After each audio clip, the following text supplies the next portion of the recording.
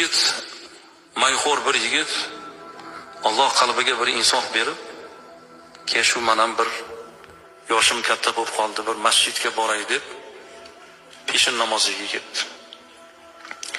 Namozga kelsa, farz namozida turganda telefonini o'chirish yodidan chiqdi. Farzda turgan chog'ida telefoni jiringlab ketibdi.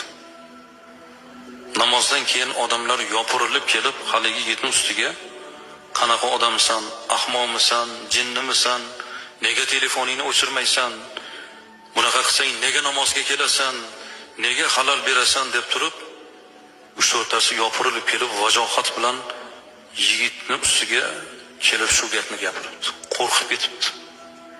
Chunki u bilmay qoldi. Yodidan ko'tarildi o'chirish.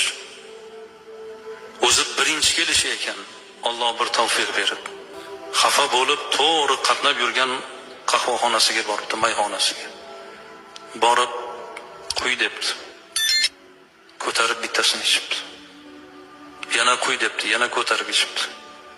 Uchinchisini quyib qo'ygan ekan, xayol og'ushida o'tirsa, qo'li stakonga tegib tushib ketibdi. Chil-parchin bo'lib yerga sinibdi. Bu endi bu yerdan ham bir qattiq gap eshitaman deb tursa, o'sha yerni egasi kelibdi-da, yelkasini silab, "Xijolat bo'lmang" debdi. Haligini singaniga xijolat bo'lyapsiz. 100tasi sinmaydimi debdi. Insonning qalbi sinmasin debdi.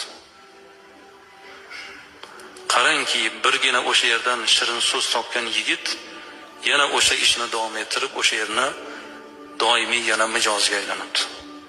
Nega biz yaxshi so'z ayta olmaymiz? Bir-birimizga qo'pol gapiramiz. Ko'chalarda yurasizlar, sal yo'lingizni to'sib qo'ysa, sal sizga halol bersa, ana keyin aytishni ko'ring. Oldingizni to'sib, nimalarnidir gapirib, nega musulmonlar bir-biriga yaxshi gap gapira olmaydi? Nega biz bir-birimizga shirin so'z ayta olmaymiz?